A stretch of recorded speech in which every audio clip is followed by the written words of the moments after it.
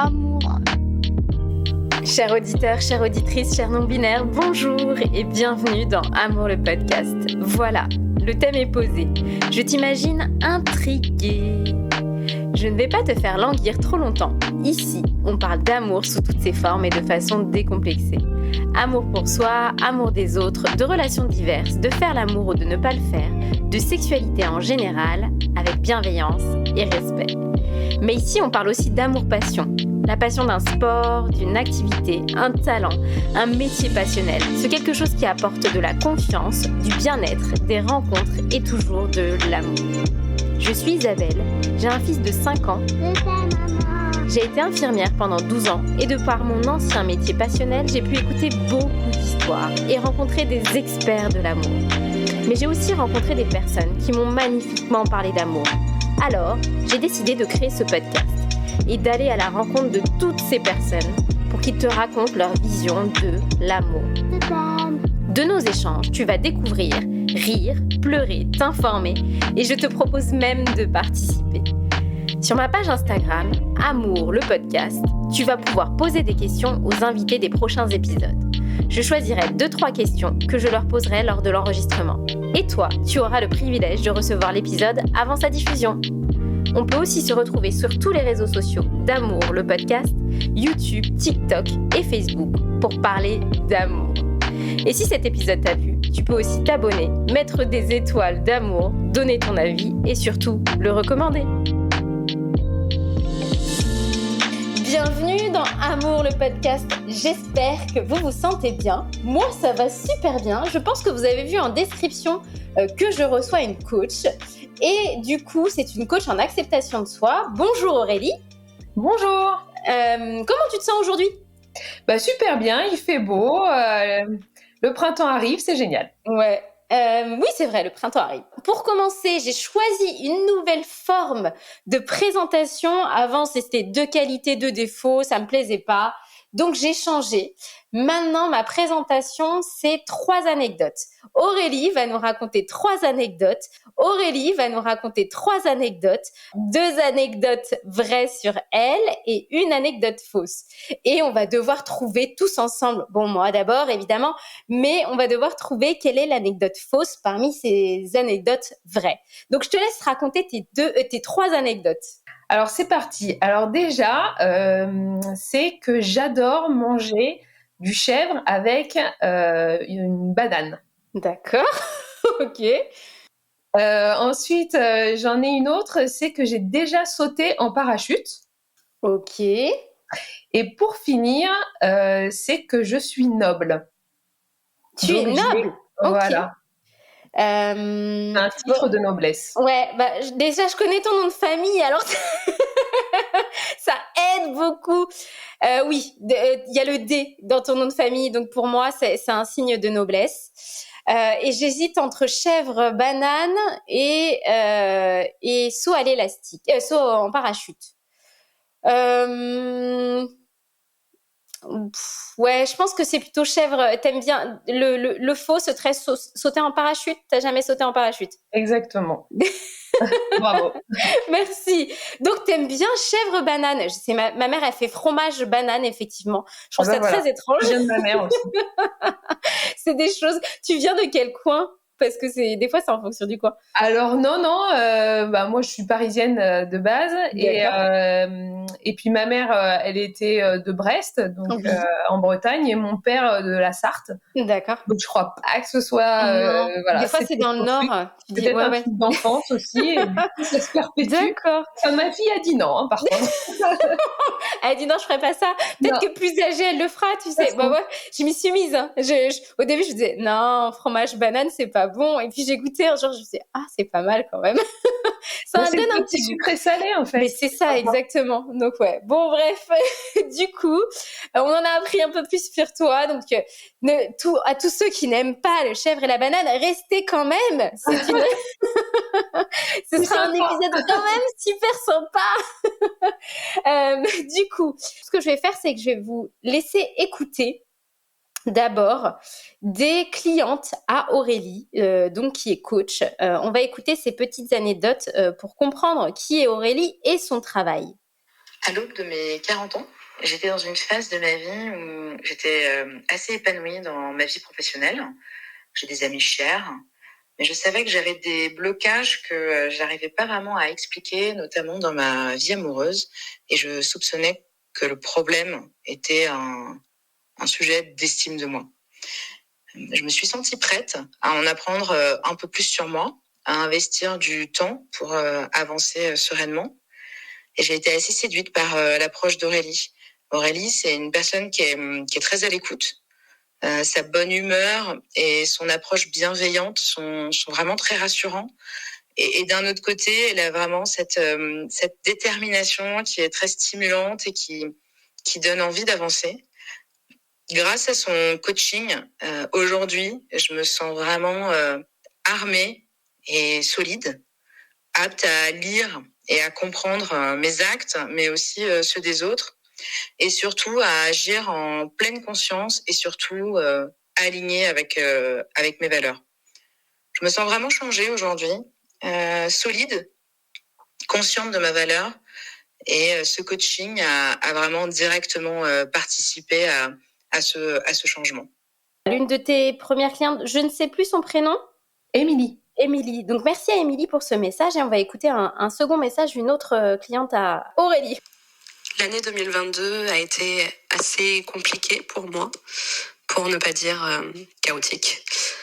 Plusieurs pans de ma vie se sont complètement effondrés et malheureusement un peu tous en même temps. Je me suis sentie complètement désemparée et surtout incapable d'affronter ce nouveau tournant dans ma vie. Je savais pourtant que je devais agir et opérer un changement en profondeur. Mais c'était pas facile. Je ne savais pas comment m'y prendre et surtout, je ne savais pas par où commencer. Je me sentais seule et vraiment complètement perdue. Puis, la vie qui a été très éprouvante avec moi au cours des derniers mois a fini par me sourire et m'envoyer un cadeau. Ce cadeau, eh bien, c'est ma rencontre avec Aurélie à l'automne 2022. Aurélie m'a accompagnée durant un coaching d'1 mois en décembre dernier. Très franchement, ce fut intense, émotionnellement parlant. On a abordé ensemble des sujets qui n'étaient sincèrement pas très faciles à aborder, mais ça n'a pas été un problème parce que je me suis sentie rapidement rassurée et surtout en sécurité avec Aurélie. Son approche est vraiment d'une grande bienveillance et sans jugement. Elle a été capable, à ma grande surprise, de déverrouiller en peu de temps des blocages pourtant ancrés très profondément en moi. Et j'aime me dire que c'est un peu une magicienne en quelque sorte. Ça serait trop long de raconter tout ce qui s'est passé au cours de ces séances, mais brièvement, je peux dire que Aurélie a su créer le déclic dont j'avais besoin. Aujourd'hui, je me sens plus sûre de moi, plus sereine. J'ose enfin dire que je m'aime à l'intérieur, mais aussi mon apparence physique. Et sur ce dernier point, c'était franchement pas gagné. Et surtout, aujourd'hui, je me sens outillée. C'est le meilleur terme que j'ai trouvé. Outillée pour avancer vers mes objectifs de vie, que ça soit sur le plan personnel ou professionnel.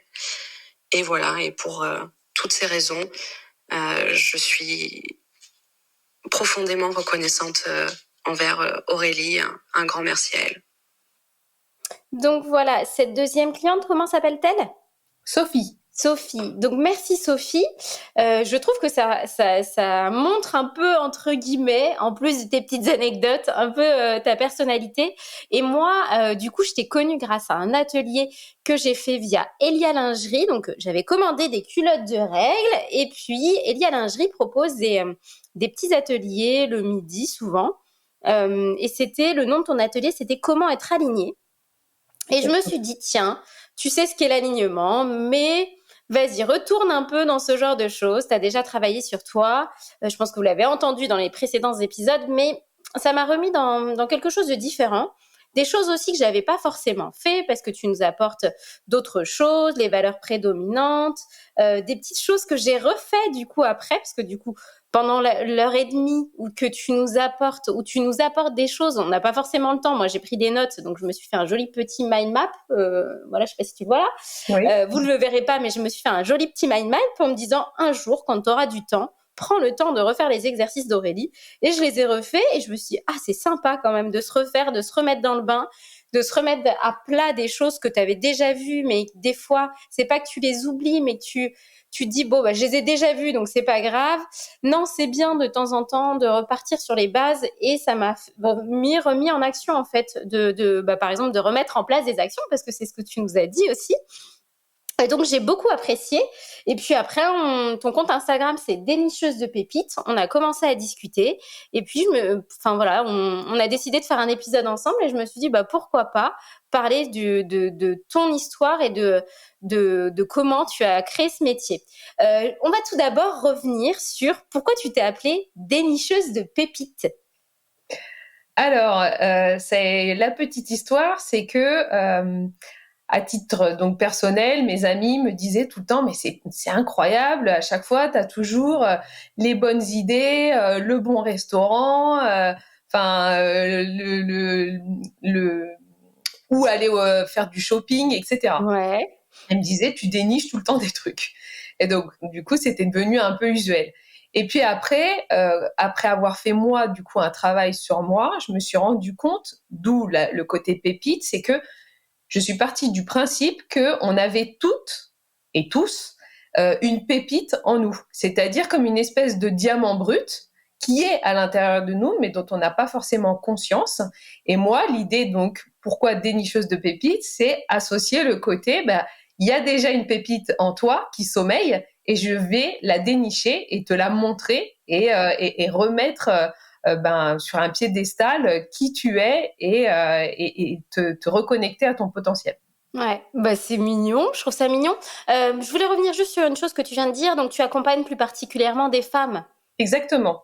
Il y a une particularité à ça, du coup, au fait que tu accompagnes plus des femmes? Alors, en fait, c'est que, comme j'en suis une, je me suis dit que je saurais et que donc, du coup, je suis elles qu'elles sont aujourd'hui, je l'étais avant, et je me suis dit que du coup j'avais plus de légitimité à parler à une femme qui me ressemble, ou à qui je ressemble, plutôt qu'à un homme, même si évidemment le côté estime de soi et confiance en soi, c'est pareil dans les deux camps entre guillemets. Oui. J'ai rien contre les hommes, mais voilà, je me disais que on saurait plus s'apprécier mutuellement, apprécier notre parcours, et donc c'est pour ça que j'ai fait ça.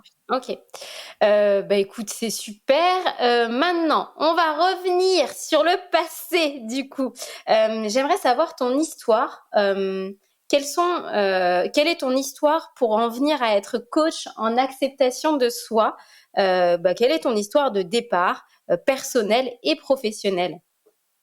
Alors, je vais vous la faire courte parce que j'ai 44 ans, donc il y en a eu des histoires.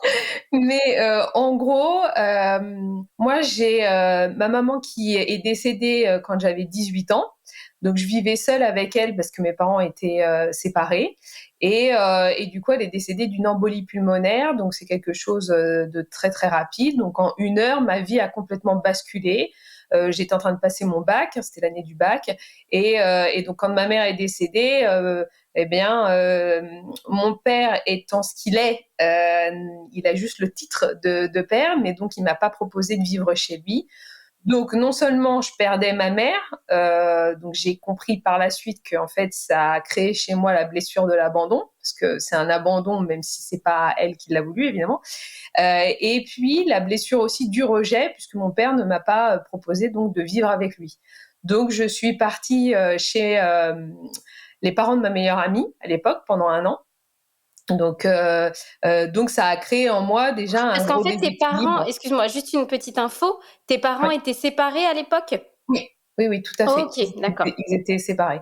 Et donc, du coup, ça a créé ce côté où il a fallu devenir adulte beaucoup plus vite que prévu.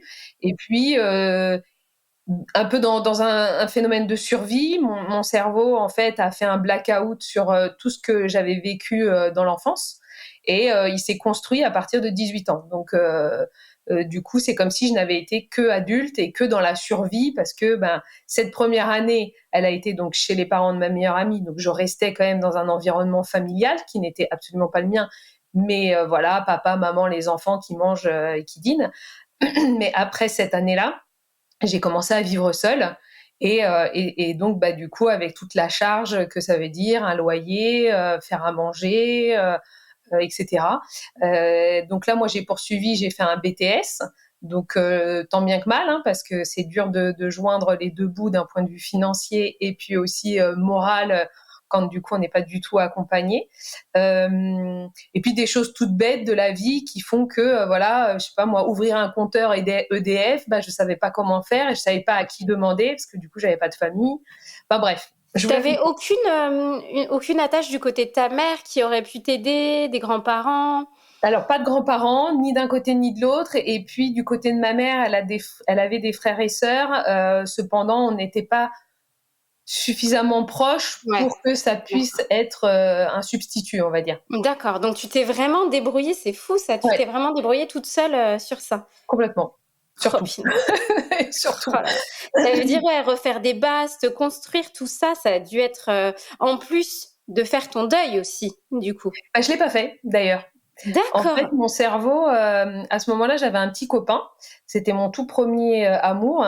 Et donc, alors je vous raconte tout ça évidemment avec le recul, mais Oui, que c'est sur le ça. moment, je vis, hein, je Eh oui, sais pas ce oui, que oui. je fais. En fait, du coup, donc blackout, vraiment, je sais plus comment c'est en psychologie, mais c'est un titre quand on perd la mémoire, vraiment. C'est une Donc, sorte de choc ouais, quand on a un post-traumatique. choc comme Ouais, ça, ouais. en fait, on perd donc la mémoire des événements et passés. Et donc, du coup, c'est comme si je me construisais à partir de là. Et donc, j'ai un petit ami à ce moment-là. Donc, on est un peu jeunes pour vivre ensemble. Donc, l'année d'abord chez les parents de ma meilleure amie. Et puis, de là, on arrive à ce que, avec mon petit ami, on se dit, on va vivre ensemble. Et en fait, ça a duré à peine 6 mois parce qu'en fait, on est très jeunes et que du coup, ça marche pas du tout à vivre ensemble. Mais surtout pour vous dire que mon cerveau, en fait, au lieu de se préoccuper de ce qui se passe dans la vie, etc., en fait, il a préféré se mettre tout sur ce petit ami. Donc, en fait, c'était l'essentiel de ma vie. C'était une passion fulgurante. C'était, enfin, toute ma vie était réglée par rapport à, il s'appelle Nicolas, Oui. et donc voilà. Et du coup, il y en avait que pour Nicolas. Donc en fait, ça a duré comme ça pendant 6 ans, des hauts, des bas. On a rompu 60 000 fois. On s'est mis ensemble, reparti, remachin et tout. Bon bref. Jusqu'au jour où ça s'est fini pour de vrai parce que voilà, ça n'allait pas dans un sens de construction. Et là, mon cerveau a tout à coup, il s'est dit, mais en fait, t'as perdu ta maman. En fait, t'es toute seule. Et donc là, j'ai fait une dépression. Donc 6 ans plus tard, le décès de ma mère. Oh là là, finesse. Donc c'est fou, hein. Ouais. On est capable de faire des choses incroyables. Et tout ça Ouais. sans s'en rendre compte, hein. C'est Mais c'est complètement surtout, ce qui est fou, c'est que le cerveau, du coup, se voile la face, en fait. complètement. Voilà, Il il est vit quand capable. même, il survit, en fait, à quelque Ouais. chose de quand même ultra violent.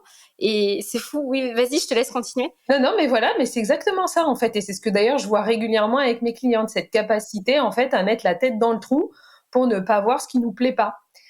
Donc là, c'est un choc traumatique, mais ça peut être pour plein de choses. Bref. Et donc je fais une dépression. Je vais voir pour une première fois un psychologue qui m'explique donc ce que j'ai fait, hein, comment s'est construit mon cerveau, le choc, pourquoi il est allé donc tout se passer sur Nicolas, etc.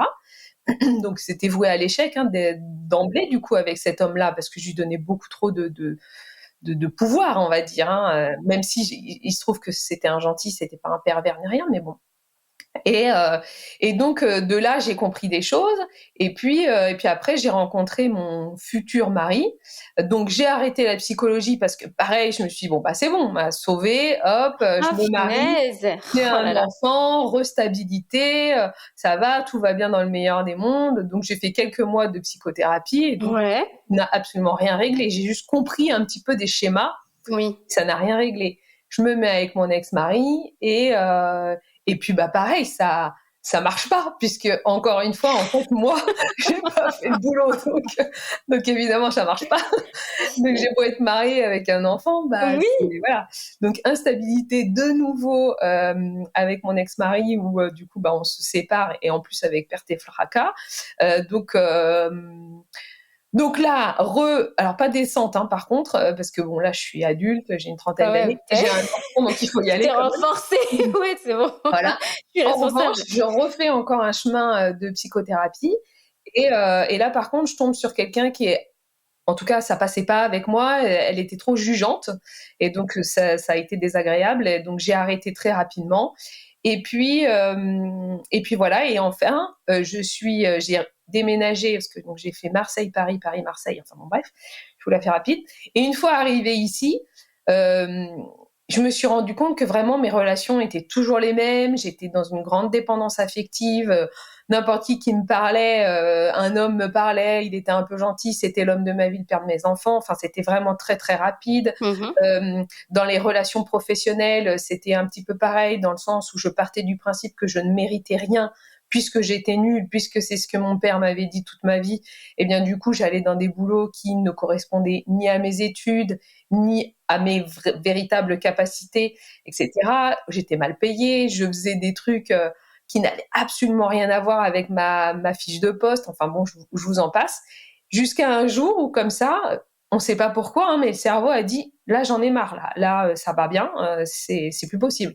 Donc fais quelque chose. Donc là j'ai réentamé une psychothérapie et cette fois-ci j'ai trouvé le psy de ma vie parce que franchement il m'a révélé à moi-même qu'il y a des gens comme ça, comme Sophie en parlait, il y a des gens qui sont sur votre parcours et qui changent diamétralement votre vie. Et donc, lui, il en fait partie. Et donc là, j'ai fait une psychothérapie depuis, ça fait 5 ans que j'y suis encore, Oui. parce que justement, ça m'a beaucoup apporté. Et maintenant, en voyant un petit peu le désarroi des autres, le fait de voir nos réactions, etc. Je pense que c'est essentiel. D'ailleurs, si j'ai un petit tips, c'est de prendre un coach qui se fait lui-même coacher Oui. ou qui a une psychothérapie. Mm. Parce que si la personne n'a pas fait elle-même ce travail, c'est pas parce qu'on lui a enseigné des outils qu'elle sait de quoi elle parle, en fait. C'est ça. Donc, c'est vraiment essentiel. Et donc, je continue cette psychothérapie. Et donc, voilà, c'est là où, en fait, ça a révélé la fameuse pépite que j'avais, qui était déjà là.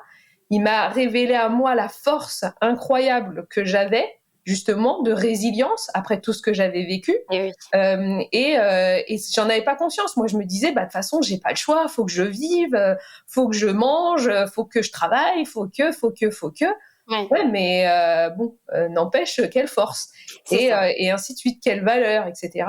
Et donc, quand j'ai pris conscience de ça, ça a tellement changé toutes mes relations, à la fois professionnelles, amoureuses, amicales, etc., que je me suis dit, c'est là où j'ai eu le déclic, mais il faut que d'autres femmes vivent ça. Il faut absolument que je prêche la bonne parole, entre guillemets. Donc, c'est comme ça que j'ai fait donc beaucoup d'ateliers où on s'est rencontrés, donc gratuitement, pour que les gens puissent déjà mettre le doigt dessus et puis libérer la parole. Et ensuite, évidemment, du coup, je suis rentrée dans une formation de coach pour avoir quand même des bases. Oui. Et donc, m'appuyer à la fois sur mon parcours et à la fois sur des outils qui ont été de la enseignés depuis toujours, etc., qui ont fait leurs preuves, etc. Mais je pense que vraiment, l'un ne va pas sans l'autre. Et d'ailleurs, je trouve qu'effectivement, il y a trop de coachs qui sous prétexte qu'ils sont certifiés, se mettent encartés coach, alors que s'ils n'ont pas eux-mêmes fait ce boulot-là, je vois pas comment il peut y avoir une bonne On en a corrélation. discuté dans l'épisode avec Sarah, qui est coach, et on en a plus du côté parce que en fait, on s'est rendu compte, je retrouverai pas mes notes par rapport à ça, par rapport à Sarah, mais du fait que c'est un milieu un peu, je crois que c'est le deuxième, je me souviens plus, il faudrait réécouter l'épisode de Sarah, mais c'est le deuxième milieu sectaire entre guillemets, parce que du coup, des fois, il y a des coachs qui n'ont pas qui n'ont pas été donc certifiés, qui n'ont pas travaillé sur eux et qui peuvent se dire le mot coach, c'est très facile à le mettre en fait partout. Et du coup, tout le monde peut se définir coach. Moi, je pourrais me lancer en tant que coach et dire oui, avec mon apport, avec tout ce que j'ai, venez chez moi. Et alors que en fait, j'ai travaillé sur moi, mais ce que je veux dire, c'est que moi déjà, je me sens pas d'être coach. C'est pas mon entre guillemets ma mission, c'est pas mon envie, c'est pas mes objectifs. Mais tout le monde pourrait dire moi, je peux t'apporter ça et y mettre son vécu à lui. C'est ça le souci aussi, c'est que dans le coaching, normalement, on n'y apporte pas forcément son vécu. On apporte, des sortes de conseils, des enseignements, des choses vraies, des choses posées, pas quelque chose de personnel. Et du coup, c'est vrai qu'on avait discuté de ça, du fait que, il y avait beaucoup de coachs qui n'avaient pas, là, on n'avait pas parlé du fait de pas travailler sur eux, mais c'est vrai que je trouve que en tant que coach, mais en tant que personne, en fait, je trouve que on devrait tous, et moi, je continue en permanence à me former sur tout un tas de choses parce que je trouve ça important en tant qu'être humain, en fait, de se former à tout, apprendre des choses. Et c'est hyper important pour moi, je trouve, de se dire que oui, ma thérapeute, elle continue à se former. Et je trouve ça important. Je voulais revenir sur une chose dont on a parlé en préparant cette interview, sur le fait du développement personnel, de ce que tu avais apporté dans ce côté gratuit. Et on a discuté d'une chose, du fait qu'il y a beaucoup de personnes qui assistent. Tu m'as dit que tu avais des personnes qui avaient réassisté à l'atelier auquel j'ai assisté plusieurs fois, le même atelier, du coup. Exactement. En fait, ce que je me suis rendu compte aussi, c'est que les gens confondent le fait d'avoir un apport justement théorique. Donc, dans un atelier, c'est ce que, évidemment, c'est interactif, Oui. mais pour autant, j'apporte des conseils, des outils, etc. Et en fait, ils ont l'impression que ils ont une manne justement de quelque chose de formation, de théorique. Mais pour autant, en fait, s'ils ne l'appliquent pas à la pratique, eh bien, le développement personnel ne va pas se faire. C'est-à-dire qu'on va comprendre des choses, on va se dire, on va pouvoir mettre le doigt sur des choses, mais si on ne le transforme pas dans la matière, dans la vraie vie, on ne l'exécute pas, en fait, quelque part, notre cerveau, il ne valide pas. Et d'ailleurs, je vais dire quelque chose par rapport à mon psy. Moi, une fois, donc en bonne femme, j'avais pas fait de coaching ni rien. Je lui dis, mais vous savez, monsieur, j'ai compris quelque chose. Et quand je l'ai fait dans la vraie vie, c'est-à-dire j'ai compris et après je l'ai créé vraiment dans la vraie vie, ouais. j'ai eu l'impression, je me souviens encore, c'était il y a 3 ans, que c'est comme si mon cerveau, il avait validé, il avait fait une coche. Et pourtant, je lui dis, mais ça, je le savais depuis tellement de temps, mais je l'avais pas fait. C'est-à-dire qu'il y a vraiment une différence entre la théorie et la pratique. Et pourquoi se faire accompagner, que ce soit un coach, un thérapeute en hypnose, je sais pas, ça c'est vraiment vous qui voyez dans quel humain et quelle forme de thérapie vous avez besoin, mais quoi qu'il en soit, le fait de se faire accompagner, eh bien en fait, c'est que vous passez de la théorie, de tout ce que vous avez appris, que ce soit dans les livres ou quoi aux caisses, à la pratique. Et là, il y a quelqu'un qui vous met vraiment face à vous-même. C'est-à-dire que quand vous faites du développement personnel et qu'il y a quelque chose, vous regardez un chapitre, il vous plaît pas trop le chapitre parce que vous dites « Ah, j'ai pas trop envie de voir ça », il suffit de passer au chapitre d'après. Alors qu'avec un coach ou un thérapeute de n'importe quel, bien, lui, il va vous dire « Non, non, non, on passe pas, on y va. On va creuser et on va voir, en fait. » Et il faut passer par là. Parce que, ok, ça va être douloureux, ok, ça va peut-être être compliqué, mais il n'y a que comme ça que vous allez pouvoir passer de la théorie, à la pratique. Et il n'y a que comme ça que votre cerveau va valider et ne plus refaire les mêmes schémas, les mêmes erreurs. Sinon, en fait, on peut passer notre vie à juste comprendre, à se dire ah bah ouais, d'accord, c'est bon, j'ai compris. Mais pour autant, à répéter, à répéter. À faire C'est des vraiment petits important ateliers comme ça. Mais c'est totalement ça, c'est que dans le développement personnel, tant que on peut faire, c'est ça, c'est on peut faire des milliers de choses, lire des milliers de livres, écouter des milliers de podcasts, regarder des milliers d'émissions, etc. Mais tant qu'on ne le met pas en application, C'est ça. y a pas, ça a pas de sens. Et j'avoue que quand tu dis ça, ça résonne en moi parce que effectivement, tu vois, je te dis quand j'ai fait cet atelier, moi derrière, quand je note des choses, souvent je les fais, même si je les fais pas dans la minute. Enfin voilà, je pouvais pas l'après-midi prendre mon après-midi et me dire vas-y, mets-toi à noter tes valeurs, à noter comment tu vas faire les croyances limitantes, les actions que tu vas mettre en place. Tu peux pas. Donc moi, ce que j'aime bien, c'est faire ces ateliers et après tu prends un petit peu de recul. Et 1 ou 2 semaines plus tard, là, tu te dis, je me pose. Moi, je me note dans mon agenda en me disant, là, tu travailles sur toi parce que c'est un vrai travail. Il y a des gens qui n'aiment pas ce mot-là, mais je trouve que c'est un vrai travail de développement, d'évolution, de se dire, je prends du temps pour moi pour faire les choses. Et après, tu notes. Et ce que j'ai aimé, c'est que du coup, voilà, moi, en fait, je suis très visuelle, donc tout ce que tu m'as dit, je me l'étais bien noté. Je me suis dit, et comme ça, quand tu retravailleras, tu auras ce qu'elle t'a dit, et derrière, tu pourras retravailler. Et c'est ça qui est important, c'est de se dire, il faut. C'est pas simplement, je l'ai écouté. Elle m'a dit, voilà, mais prenez des valeurs, regardez vos croyances limitantes, et puis mettez des actions en place. Bon, il y a plus que ça. Je vais pas tout vous dire parce que ces ateliers sont géniaux, et puis je vais pas vous dire tout le métier d'Aurélie. Mais ce que je veux dire, c'est que derrière, je me suis dit, trouve toutes les valeurs, parce que tu avais dit qu'il y en avait plus de 30 ou 40 ou je sais plus des valeurs. Il y en a une centaine de valeurs humaines, mais nous, on en a chacune une petite dizaine. Voilà. Et il y en a 4 qui sont hautes.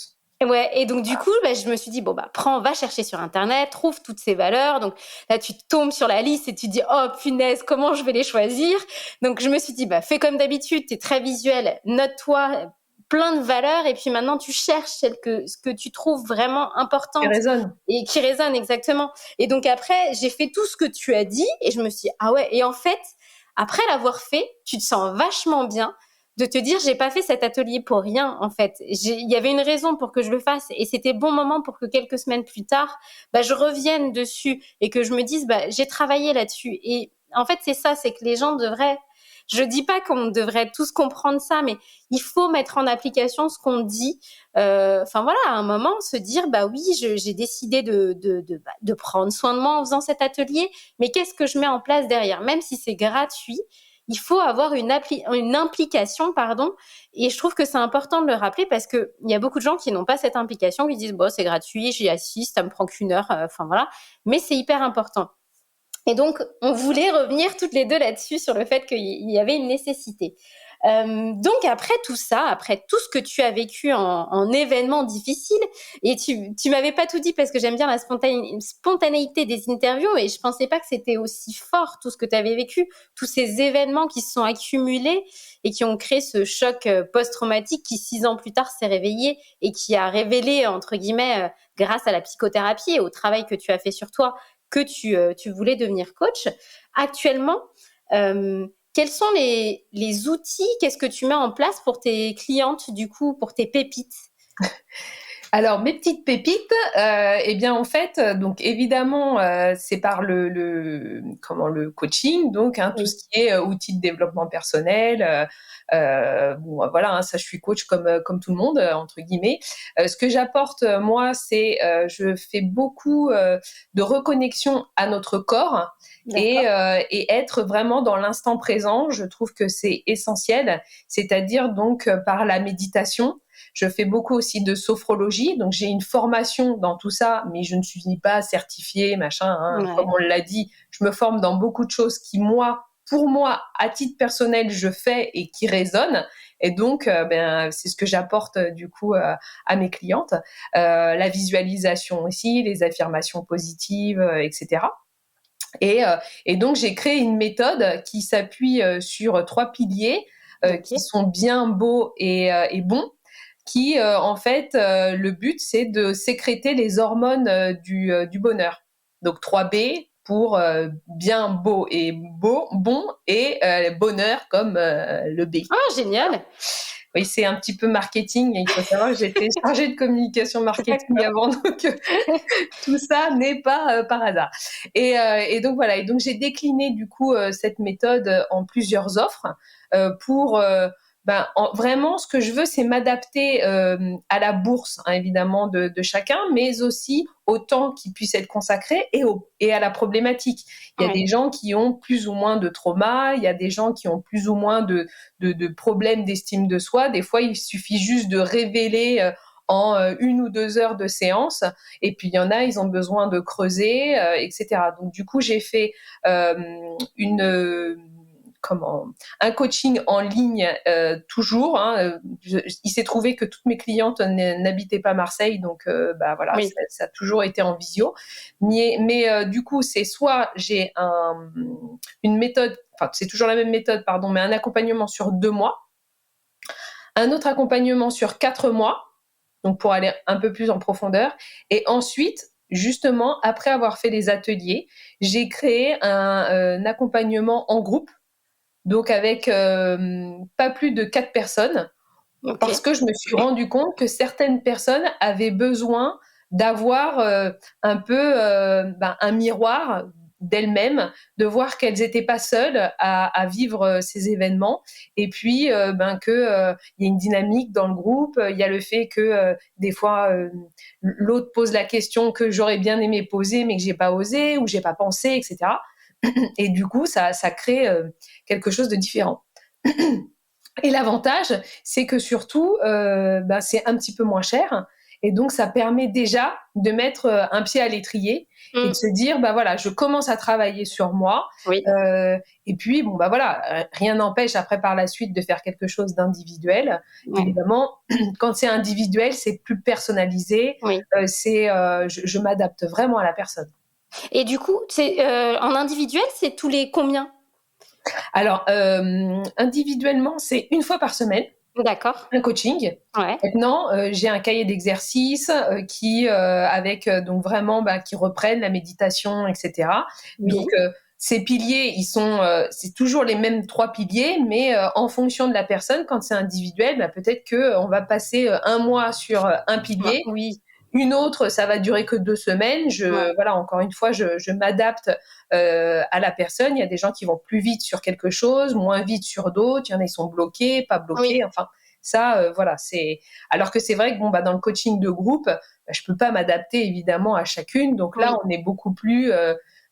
C'est 1 semaine on fait ça, la 2e semaine on fait ça, et puis ainsi de suite. Et du coup, alors, on va parler des 2, hein, mais du coup, alors, 1 fois par semaine, 1 heure par semaine, du coup ? Oui, 1 heure par semaine, sachant que ensuite je suis joignable. Je crée donc, alors pour ce qui est du groupe, je crée un groupe WhatsApp du groupe pour que, encore une fois, elles puissent continuer à s'entraider entre elles. Moi, je suis évidemment dedans et joignable. Oui. Et puis, individuellement aussi, même dans le groupe, elles peuvent me poser une question qu'à moi si elles n'ont pas envie que les autres soient au courant. Enfin, voilà.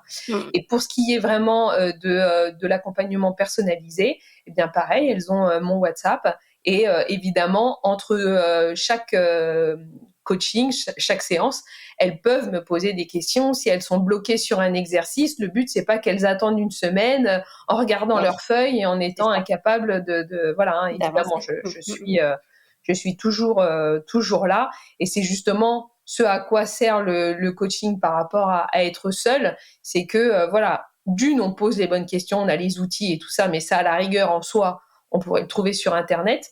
Mais on a une personne qui, comme son nom l'indique, accompagne, et vraiment derrière, on doit rendre des devoirs quelque part, et ça paraît bête, mais tu vois ce que tu disais tout à l'heure, toi, tu t'es noté sur ton téléphone, dans 2 semaines, je m'y mets, mais en fait, souvent les gens ne le font pas, passe la vie, les enfants, le truc, et puis la vie passe, alors que là, on a le coach, et on sait qu'il faut qu'on rende des devoirs, entre guillemets, il faut qu'on le fasse, et donc ça nous force à.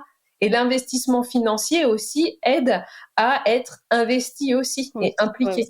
Donc ça. Et moi, ce que j'aime aussi dire beaucoup à mes clientes, c'est que un investissement financier, ça n'est pas que le côté pécunier, c'est le côté aussi quelque part de se dire déjà un grand je t'aime. Ouais. C'est cet argent, je le mets pas, je sais pas vrai. où, dans des fringues ou dans mes enfants ou je sais pas quoi. Non, c'est à moi. Cet argent, je l'investis sur moi Sur parce que moi. je crois en moi. Ouais. Non, c'est vrai. C'est hyper important de se dire, on travaille sur soi et pas sur effectivement les vêtements des enfants, la psychothérapie de l'enfant, les vêtements des autres, les choses, oui. Enfin, il y a plein de choses qu'on investit pour les autres et pas pour soi. Et en fait, c'est vraiment, je trouve très important. T'as bien raison de le rappeler. C'est un cadeau qu'on fait à Mais soi. oui, mais bien sûr, tu as totalement raison. Du coup, on a fait le passé, ton présent avec tes outils. J'aimerais savoir dans le futur, est-ce que donc tu vas continuer ces ateliers chez Elia à Lingerie, du coup, les ateliers du midi? Oui, tout à fait. Alors là, du coup, je suis en train de réfléchir à un autre thème, donc changer de l'alignement. Je fais aussi des ateliers. Je ne sais pas si vous connaissez une application qui s'appelle Knock, et Non, c'est qui, quoi? en fait, allez voir, elle est vraiment super Ça sympa. s'écrit C'est une comment, petite du pub. coup? C'est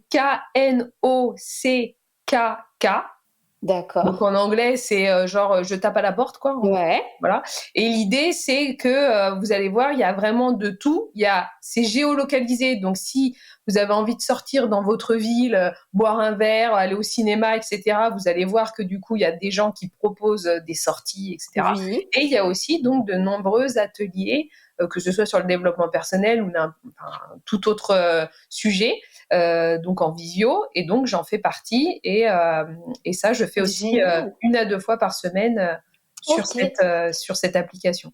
Et donc l'application est payante ou c'est Elle est vos ateliers? gratuite. Elle est gratuite. Et toi, c'est des ateliers gratuits aussi, du coup? Gratuit aussi. D'accord. Ah, génial ce truc. Non, je connaissais pas. Et donc, c'est partout en France et partout dans le monde, j'imagine. D'accord. J'imagine aussi dans le monde. Pour Ouais. l'instant, j'ai pas eu la chance de voir ça ailleurs. Ouais. Écoutez, mes auditeurs qui écoutent dans le monde, parce que j'ai des gens qui écoutent des États-Unis, de la Suisse, du Danemark, dites-nous dans les commentaires si vous avez pu utiliser cette application Knock. Et je vais mettre le lien en dessous, en plus de ton lien d'Instagram. Donc c'est génial de créer des ateliers. Donc j'imagine que tu vas continuer le collectif toute seule entre guillemets, sans application, et l'individuel. Et moi j'aimerais revenir sur une chose, sur le qu'est-ce que toi en tant que coach tu apportes à ta fille, du coup, parce que du coup, de par ton vécu aussi, parce que en fait quand tu parlais de ton histoire, il y a une question qui m'est venue, c'est comment tu construis une enfant quand toi, on t'a un peu volé ton adolescence et ta fin de construction, mais tu es coach. Donc, bon, après, il y a la balance qui tend vers le ça va mieux. Mais j'aimerais savoir comment tu éduques, entre guillemets, comment tu élèves ta fille comme ça, en fait. C'est un gros questionnement pour moi, du coup. Alors, bon, déjà, il faut savoir que je suis coach que depuis 1 an. Hein, Oui, donc, avant ça, voilà. Ouais, mais il y Ma a quand fille, même ton elle va histoire avoir personnelle. 17 ans. Oui, Donc, elle a quand même une 17 grande ans. partie de maman normale. Enfin, normale, Oui. si on peut le dire. Donc, après, donc, qui a fait une psychothérapie, etc. Donc, déjà, avec la psychothérapie, ça m'a aussi beaucoup éclairée. Et donc, j'ai essayé de lui donner des conseils. Ouais. Comment dire? Moi, j'ai éduqué ma fille, donc depuis qu'elle a 4 ans, je suis seule avec elle. Donc elle a D'accord. 17 ans. Donc, il y a eu plusieurs choses. Il y a eu que quand même, j'ai eu une très très bonne maman, Ouais. qui, hélas, c'est peut-être partie trop tôt, mais pour autant, elle m'a vraiment beaucoup donné. C'est-à-dire qu'elle avait réussi à la fois m'aimer profondément en tant qu'enfant, en tant qu'être à part entière. Et elle arrivait à faire qu'on soit amis, c'est-à-dire que je puisse lui parler, communiquer facilement avec elle de tout ce qui m'arrive à l'école, machin et tout, et tout en étant aussi ma mère, donc avec le système de respect, de je suis ta mère, tu me parles pas comme si j'étais ta copine, etc. Oui. Et donc ça, j'ai reproduit ce schéma-là avec ma propre fille. Donc aujourd'hui, elle a 17 ans, on pourrait se dire elle est ado, etc., ce qui est le cas, hein, évidemment. Pour autant, elle n'a jamais claqué la porte en me disant tu me saoules. Elle sait que voilà, il y a vraiment une part de respect profond d'un côté comme de l'autre, Oui. tout en ayant la chance de se dire, ça a beau être ma mère, je peux lui parler de tout. Oui. Elle est à l'écoute, je ne me sentirai pas jugée, etc. Donc, depuis petite, en fait, la communication, je me souviens encore de bébé, donc elle tenait à peine assise, et quand elle pleurait, au lieu de me dire qu'est-ce qu'il y a là, machin, je lui posais la question. Ouais. Je l'asseyais et puis je lui disais, donc elle comprenait pas évidemment, on se comprenait pas, hein, elle pleurait, et du coup je lui disais, qu'est-ce qui t'arrive, qu'est-ce que tu as, je comprends pas, et voilà. Enfin, en fait, j'ai essayé d'instituer déjà une communication. Quand on a divorcé avec son papa, et c'est pareil, je lui ai expliqué. Pourtant, elle avait 4 ans, donc bien entendu, elle comprend pas tout. Et j'utilisais des mots d'enfant, mais voilà, je lui ai toujours expliqué les situations. Plus tard, je lui ai toujours dit, tu peux venir me voir. Il n'y a pas de souci. C'est pas pour autant qu'elle le faisait, mais toujours à expliquer, que il y avait une vraie considération de qui elle était en tant que être à part entière de moi. Ouais. Ensuite, il y a le fait, quand on est seul, en tout cas moi c'est ce que j'ai fait, c'est que je pouvais pas être partout. J'avais pas de passage de relais, je n'avais pas donc de famille, donc je pouvais pas me dire ce soir je sors, tiens je vais la mettre chez les parents ou quoi qu'est-ce. Donc à partir de là, du coup j'ai créé beaucoup de responsabilités, donc je l'ai peut-être fait grandir un peu vite. Oui. Mais c'est vrai que elle a très vite fait ses devoirs seule, j'étais pas derrière, elle a tout de suite compris que je lui faisais confiance, etc. Donc j'ai créé aussi un système de tu n'es pas qu'un petit enfant, tu es un être responsable. Un être responsable. Et puis après évidemment, le fait d'avoir fait de la psychothérapie et du coaching, eh bien, tous ces outils que j'ai, je lui apporte en permanence. Je sais pas, elle a une amie avec qui ça se passe pas bien ou quoi. J'ai dit, écoute, va lui parler. Tu peux essayer d'y aller de telle et telle manière. Ouais. Tu peux surtout ne reste pas à ne rien lui dire parce qu'elle elle va aussi se poser des questions, elle va pas comprendre pourquoi tout à coup maintenant tu n'as plus envie de lui parler, ça peut être difficile pour elle à vivre. Dis-toi que cette relation-là, c'est vous qui la créez, mais toutes les relations vont être avec des interactions avec les autres. Et si toi tu ne lui réponds pas, peut-être que par la suite, voilà. Ouais. Pour juste vous donner un ordre d'idée il y a des réflexions et après je donne des sujets, mais pour autant, c'est elle qui vit sa vie. Je suis pas elle. Elle a son propre niveau de compréhension, d'amour, etc.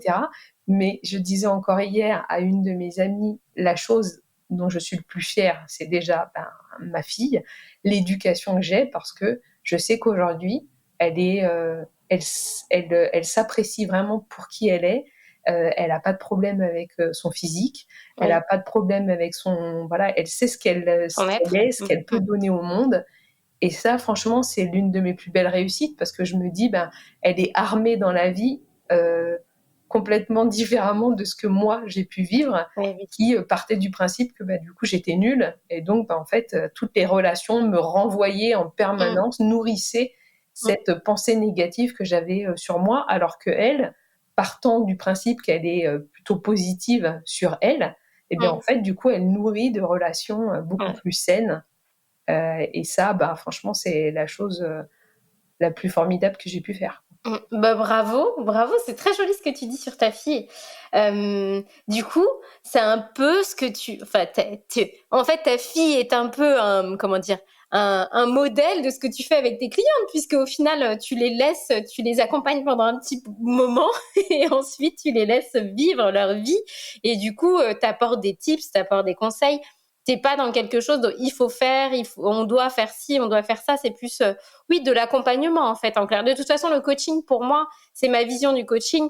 C'est plus de l'accompagnement que quelque chose où tu dois faire ça, faites ci, faites ça et tout ira bien. C'est plus de l'aide dans la réflexion personnelle. Mais complètement. De toute façon, un coach n'est pas un magicien. Si la personne, on peut lui donner tous les outils possibles. Si la personne, encore une fois, comme l'atelier, ne fait pas les exercices, ne fait pas cette introspection, la réflexion, etc., on peut pas le faire à sa place.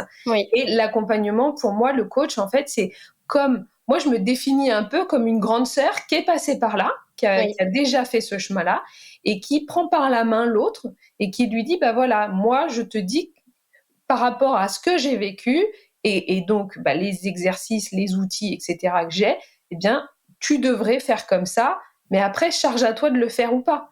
Ouais. Et puis chacun encore a aussi son niveau de réflexion,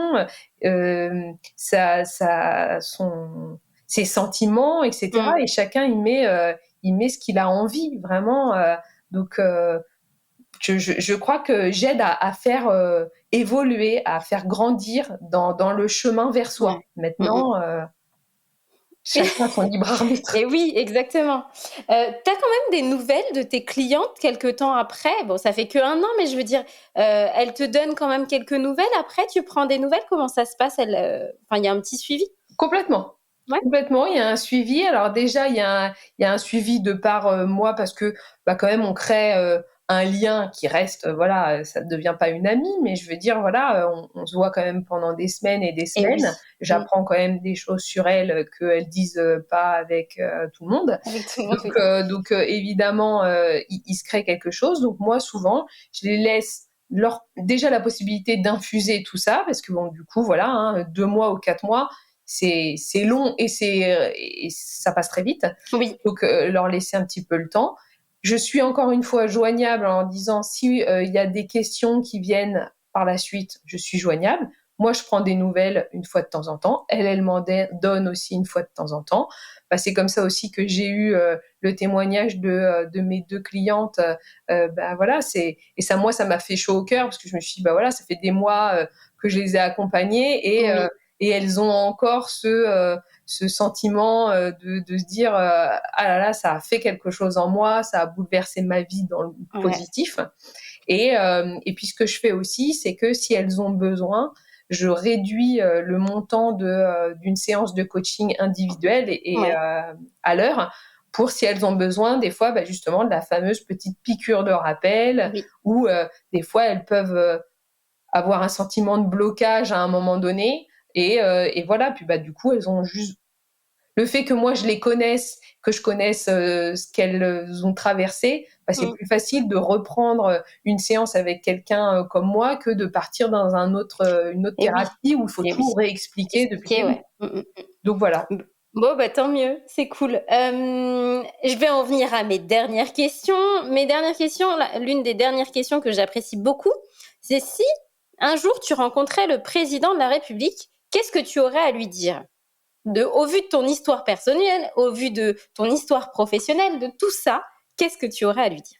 Eh bien, j'aurais à lui dire simplement d'instituer des cours de développement personnel, à l'école, dès la primaire. Je pense qu'avant, c'est un peu compliqué, mais dès la primaire, ça me fait penser à nos parents, qui, vivaient, des cours de couture, et Oui. cetera et des choses usuelles, en fait. Et moi, d'ailleurs, ben, quand du coup, j'ai perdu ma maman et que je me suis dit: «Oh, mais comment on fait pour s'inscrire là? Comment on fait EDF et tout ça, les impôts?» Enfin voilà, moi, c'était lunaire. Oui, Et ben, oui, du oui. coup, des fois, c'est bien les cours de maths, machin, mais des fois, il faudrait aussi des choses vraiment pratico-pratiques.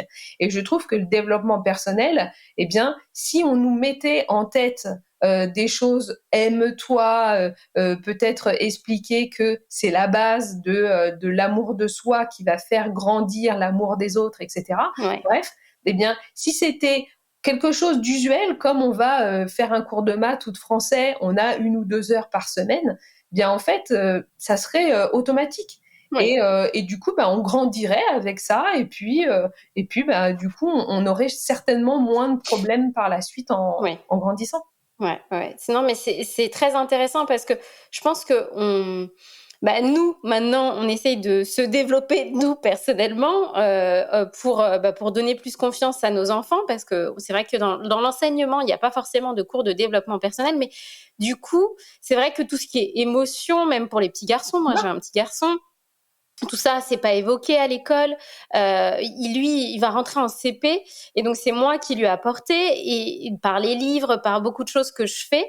Mais c'est vrai que je me dis, bah, quand même, il rentre en CP, quoi. Enfin, je veux dire, 6 ans, c'est quand même un super âge pour se dire, bah, ouais, enfin voilà, les histoires de copains, d'harcèlement, etc., de quoi dire, quoi faire, comment se sentir. Je trouve qu'il y a des choses qui devraient être développées. Et même, tu vois, moi, je sais que petit, à partir de 2-3 ans, j'ai commencé la sophro, la respiration, etc.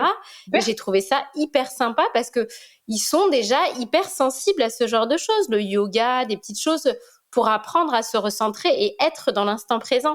Et c'est vrai que c'est dommage qu'il n'y ait pas forcément ça dans les écoles, des cours de développement personnel pour les aider. Donc, je suis totalement d'accord. Bah, d'autant que là, toi et moi, du coup, on a la chance de pouvoir leur apporter ça.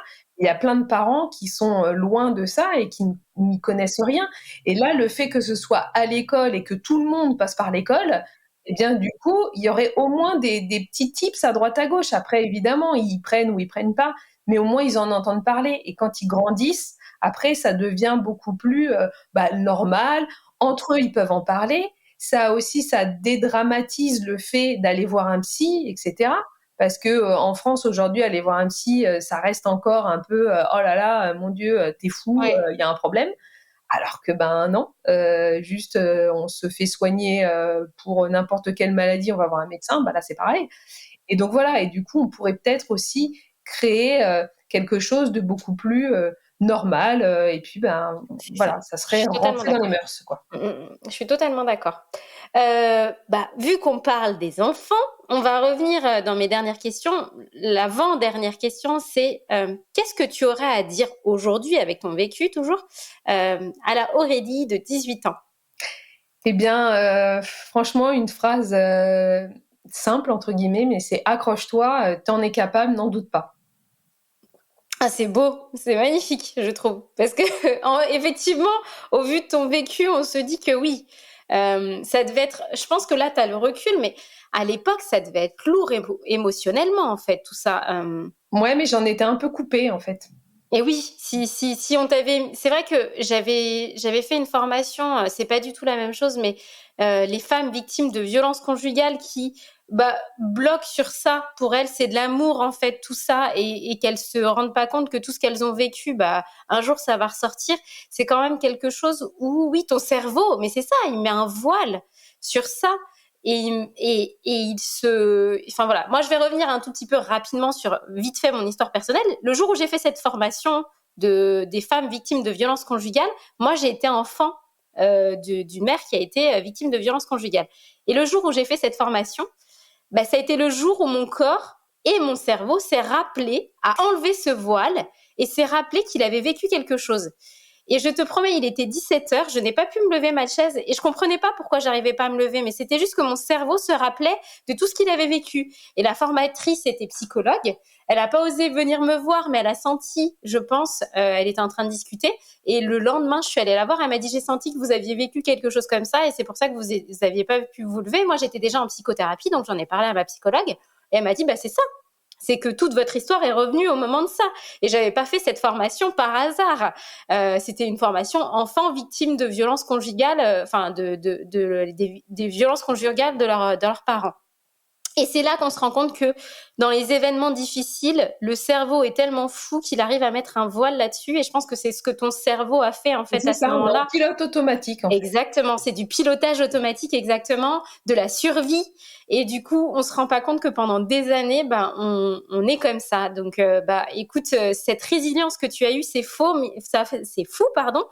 Mais c'est bravo, vraiment, parce que je trouve ça magnifique. Au vu de tout ce que tu crées, au vu de ce que tes clientes disent, au vu de ces ateliers que j'ai beaucoup appréciés.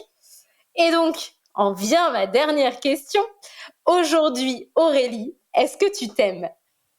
Je m'aime profondément. Oui. Voilà, j'ai conscience de mes qualités, de mes défauts, et j'ai surtout conscience de ma valeur et de ce que je peux apporter au monde, déjà aux gens qui m'entourent.